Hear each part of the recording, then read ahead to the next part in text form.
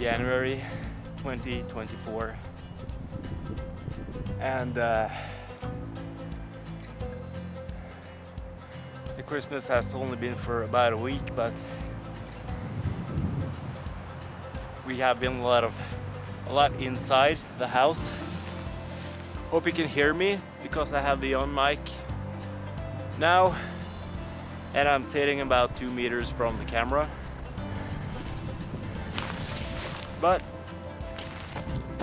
I have watched less YouTube videos this Christmas than I normally do, but I see that a lot of the videos that are popping up is about how to build your YouTube channel and how to stay consistent over the years. And I'm definitely feeling the same. I guess mainly because I have a full-time job besides a photography job, and this YouTube stuff is pretty much for rehearsing and keeping myself up to date and trying out new stuff. At the same time, it's pretty fun to see it growing, and of course it's fun to see the number of subscribers go up and also the view hours. But I'm pretty relaxed about that. So what many people say is that you should niche down your channel to get more viewers in the same category. And I can see why that's probably the best thing for the statistics. But I guess many of us go very hard into stuff for periods of time in our lives. Some things stick with you pretty much from you grow up, and I hope till the rest of your life. But many things, many hobbies and interests come and go. So I'm pretty much speaking to the people at my age and in my situation out there. I'm 43, turning 44 next week, and I've said some things before about taking education, and just have to check the camera.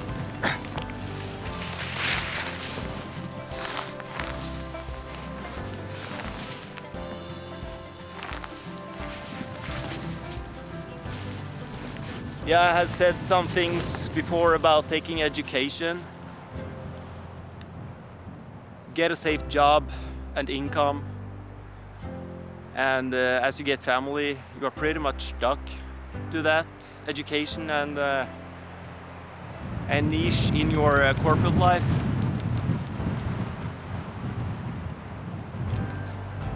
And there are many times that I have thought that it's too boring and I have chosen the wrong direction in life, but when I'm now turning 44, I guess that having a safe job, safe income, with all the stuff happening in the world right now, I have come to a point of not only just satisfaction, but also gratitude to have that job. So then you probably can enjoy photography as a side job much more. So the day job is number one, priority number one. The photo job is priority number two, and this YouTube thing is priority number three. and then you will see it's not that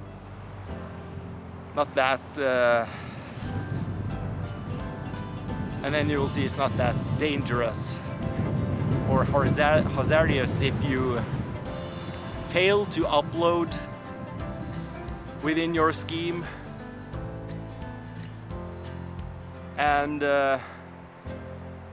maybe you don't stress niching down your channel and risk burning out because everything is getting so boring. So the point of this is that I guess that finding a couple of things that you have been interested for your whole life and probably will be still, you as you have turned 40, you will feel this, and you will see that this is probably something that's going to stick. And for me and all of you on YouTube, I guess, is photography and videography. And the other thing for me is the outdoors, which I unfortunately get to do too little. I really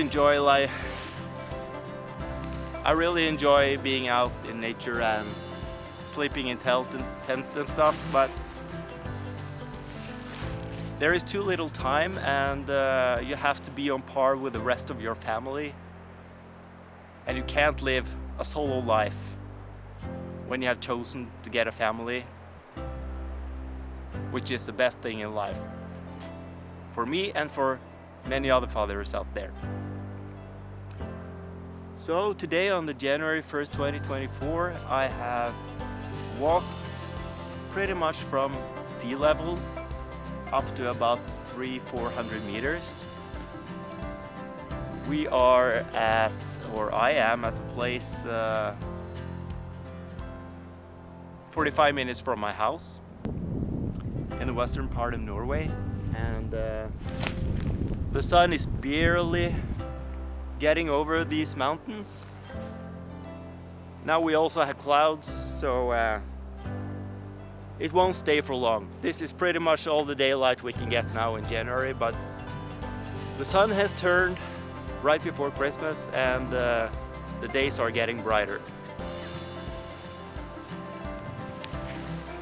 Then, since we're up here, I thought that I could say some things. This is, I will say this is a training tour for me. I have also priorities for this trip. Priority in number one is to get the exercise and get the pulse up, heart rate. Number two is filming this YouTube video. Number three is taking some photos. And number four is that I will try to say a couple of things, different things in this video, since we have taken the time to go all the way up here. So for a trip like this, I can start with inside my pants here I have wool stillongs. I have a wool shirt, fleece jacket, and what we call in Norway allværsjakke. It's an all-weather jacket which is somewhat waterproof and windproof.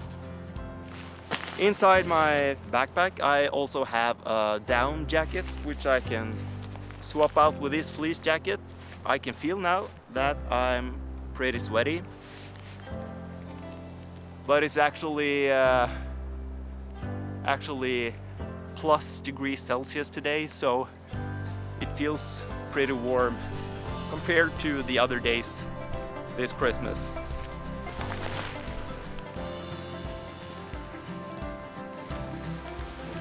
And it's pretty icy now, so I have crampons on my military boots, which came in very handy today. Since it was New Year's Eve yesterday, we ate pretty much turkey and gravy, and also a lot of chocolate and stuff until late at night. So I actually haven't eaten breakfast today, just been drinking a lot of water. So now I'm pretty hungry. Almonds, water, and coffee, and a sitting mat, which I should sit on because now I'm getting wet on my knees, but I'm using it as a table.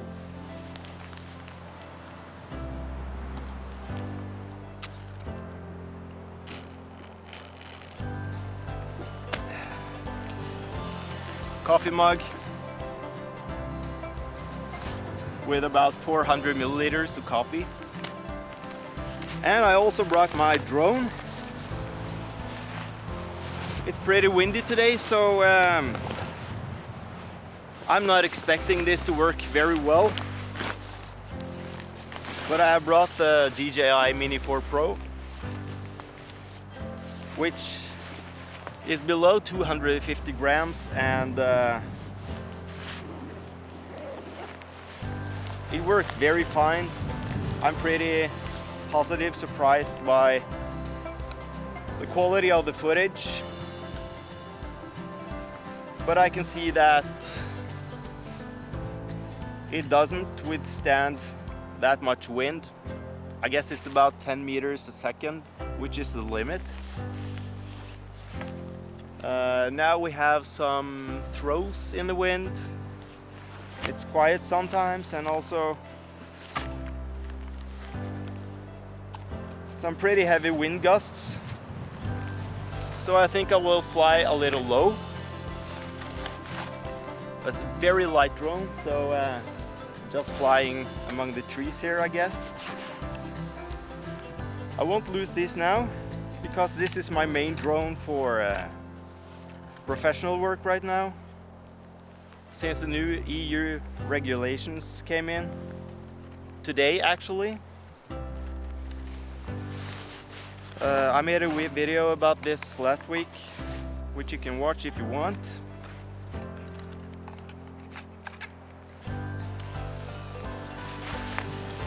So I am also waiting for the ND filters, which was sold out in every online store before Christmas. So I'm flying without the ND filter, and I'm pretty sure that this is too bright conditions for filming, but taking a couple of photos should work fine. And the reason why it's too bright conditions right now is that the aperture is fixed on 1.7. So unlike the Mavic 2, you can't adjust the aperture and narrow in the opening, and that's why you're pretty much dependent on the ND filters. But I guess we can try a little bit.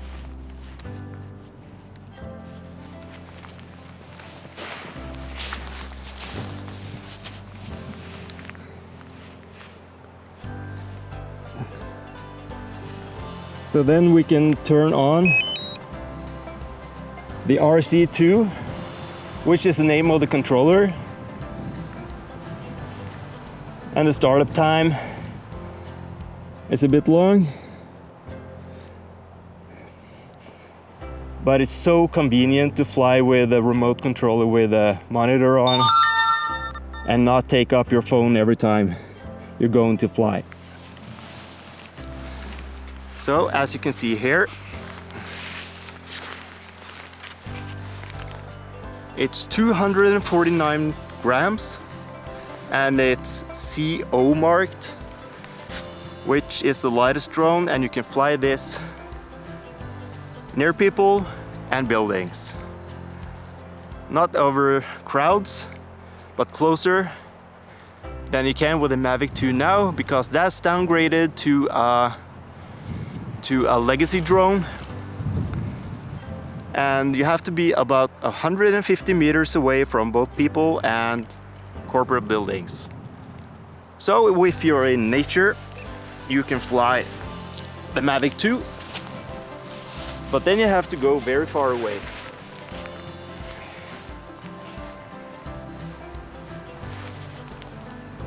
I guess I can't fly too high with this now, but we can see how the drone is reacting to the wind.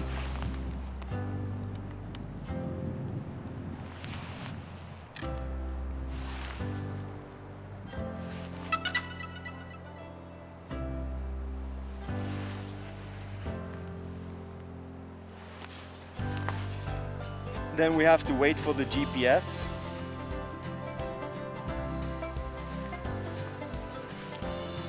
And meanwhile, we can turn on the video camera, and here you can see it's much too bright to get decent video. So I will only take a couple of photos now before I get the ND filters. Home point updated. Now the home point is updated and we can take off by pulling the sticks down to the middle. The props are okay.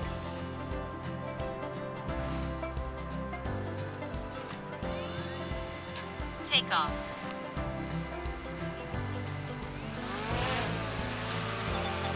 Home point updated.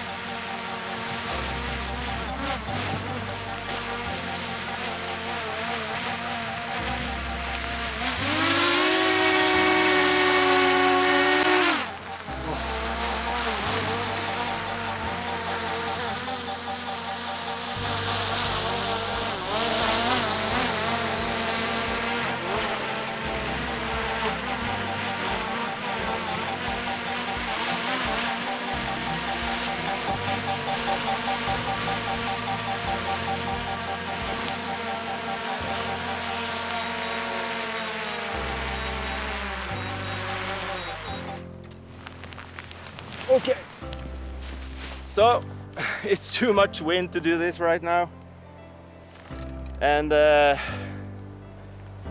barely managed to get the drone down, so I guess we'll test this another time.